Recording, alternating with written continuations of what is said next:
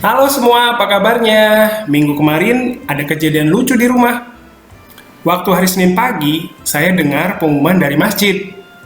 Pengumuman itu adalah pengumuman tentang orang yang meninggal. Waktu dengar pengumuman itu, saya, istri, dan Najma kaget dan terbangun karena nama yang disebut di pengumuman mirip dengan nama pemilik rumah yang kami sewa. Saya dan istri bingung dan sudah pikir mau pergi ke rumah pemilik rumah untuk melayat. Tapi setelah konfirmasi ke tetangga, ternyata salah. Saya lega.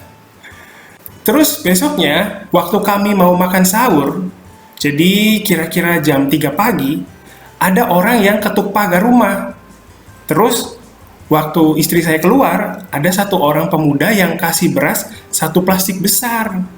Dia bilang katanya, beras itu adalah bantuan sosial dari presiden untuk korban pandemi corona. Istri saya bingung karena dia pikir keluarga kami nggak pantas terima bantuan. Dia pikir mau kembalikan beras itu. Tapi pemuda itu buru-buru dan langsung pergi ke rumah yang lain.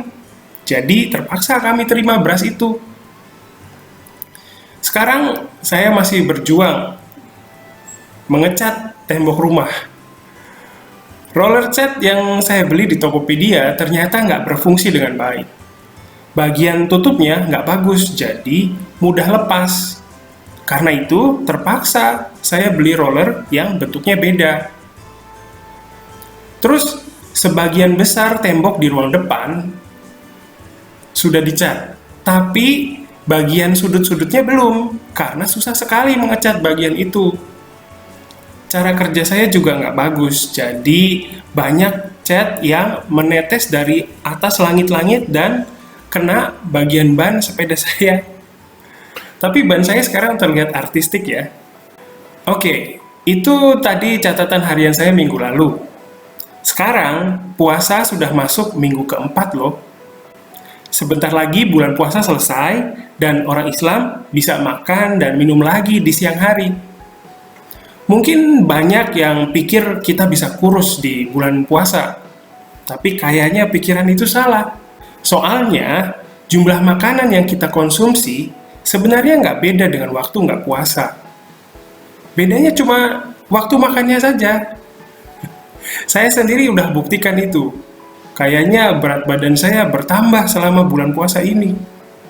Kalau sudah waktunya buka puasa, walaupun sudah kenyang, mulut ini sepertinya nggak mau berhenti mengunyah makanan atau minum minuman yang enak. Salah satu makanan yang wajib ada di meja makan adalah kurma. Tapi, ada juga makanan yang selalu ada di meja makan saya, walaupun bukan bulan puasa loh. Mungkin kalau di Jepang namanya Gohan no Otomo ya. Kali ini saya mau bicarakan mengenai itu. Gohan no Otomo bahasa Indonesianya mungkin temannya nasi ya. Untuk sebagian besar orang Indonesia, mungkin teman dekat nasi adalah sambal. Kayaknya semua orang yang tertarik dengan budaya atau bahasa Indonesia pasti tahu kesukaan orang Indonesia ini. Di budaya negara lain juga ada makanan semacam ini, tapi di Indonesia jenisnya ada banyak banget dan sepertinya jumlahnya terus bertambah. Kadang di acara kuliner di TV, kita bisa lihat ada jenis sambal baru dengan nama yang unik.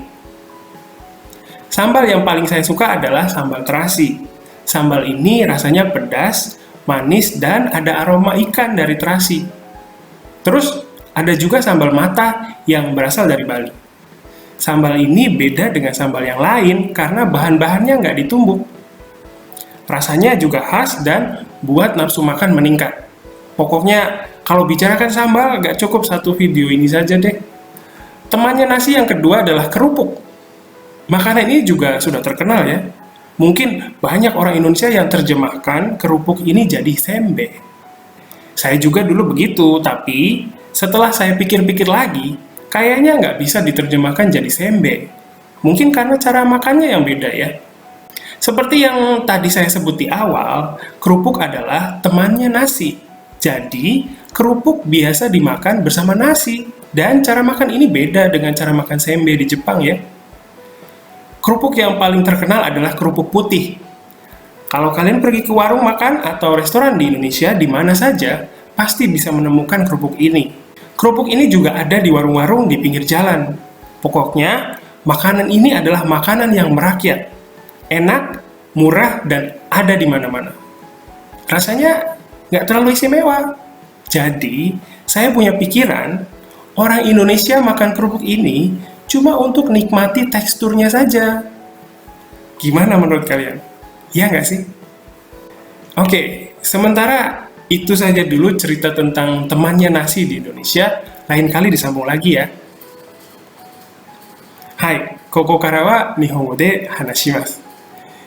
Saki no nikki ni bingung toka, pikir toka, keluar nado no doushi ga dete iru to omoimasu keredomo, kikitoremasu deshou ka? Nikki no oboetai tango no listo o miru to, imi o 2つ以上持っている動詞もありますね。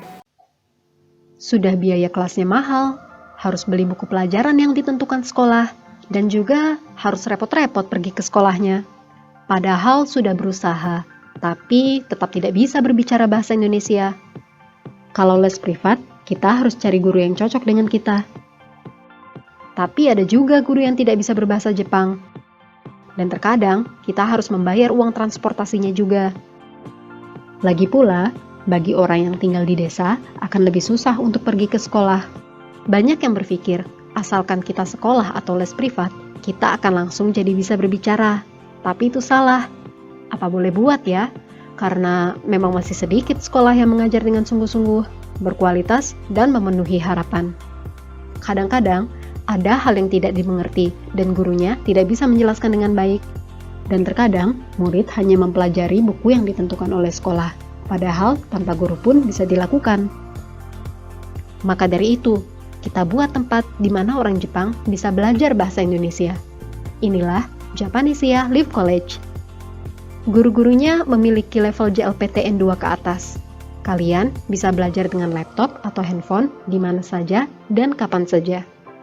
Bisa belajar tata bahasa, kepenulisan, lalu ada juga program free talk dan sebagainya. Pelajarannya diunggah ke website, jadi siapapun bisa menontonnya di waktu yang diinginkan. Dan tentu saja bisa diunduh agar bisa dilihat secara offline. Para murid bisa bertanya kepada guru kapanpun, agar bisa langsung memahami pelajaran yang masih sulit dimengerti. Tentu saja, kalau hanya lewat dunia maya, kurang bisa merasakan ikatan dan kebersamaannya. Maka dari itu, kadang-kadang kita adakan acara nongkrong ramah tamah antara murid-murid dan guru-guru Japanesia. Maupun Anda seorang pemula atau level menengah yang ingin meningkatkan kemampuannya, sekarang Anda bisa segera melakukannya, bahkan dengan dana yang terjangkau. Anda masih ragu?